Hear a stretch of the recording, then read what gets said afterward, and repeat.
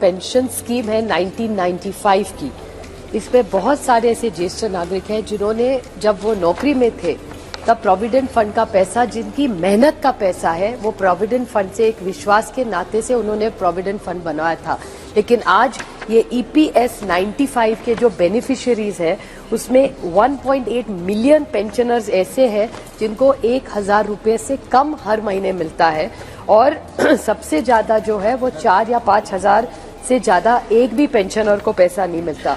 और एवरेज अगर इस पूरे वर्क सेक्टर का जो फोर्स है उसमें का अगर एवरेज निकले तो 1500 रुपया ही EPS 95 को मिलता है। सर आप सोचिए, आज इतनी महंगाई है और अगर कोई दादा दादी या नाना नानी उनके छोटे से पोते या पोती को एक गिफ्ट भी देना चाहे उनके जन्मदिन पे, तो 1500 रुपया अगर उनको पूरे महीने की उनकी हक की कमाई है, पूरा लाइफ उन्होंने बच्चों को बड़ा करने में किया, सारा पैसे बच्चों की सिखाई, घर लेने में डाल दिया, उसके बाद जब रिटायर होके अपनी मेहनत का जो हक मांग रहे वो भी 1500 रुपया। सर आप सोचिए 1500 रुपया में एक रिटायर्ड आदमी कैसे जी सकता है। मैं सरकार से हाथ जोड़ के विनती करती हूँ कि ये EPS 95 लोगों की छोटी सी मांगे, उनको हक का पैसा है जो सरकार के पास पड़ा हुआ है, उनकी 3 ही मांगे है कि ये पूरा कैलकुलेशन ढंग से करे। पॉइंट नंबर 1, जो स्पाउस होती है, बीवी होती है अगर या हस्बैंड भी होते हैं, अगर दोनों में से एक पहले चले जाए तो उनका हक का पैसा उनको ठीक से मिलना चाहिए।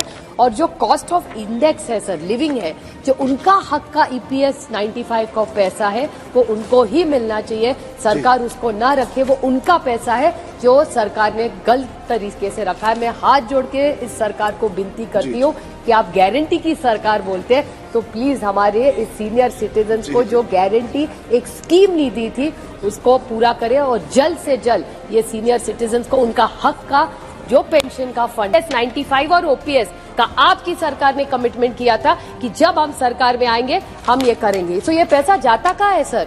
ये आप ही के पास तो आता है सरकार में। हेमा जी तो लेके गई थी प्राइम मिनिस्टर जी को मिलने, आगे क्या हुआ फिर? Where is this money? It is there hard earn money.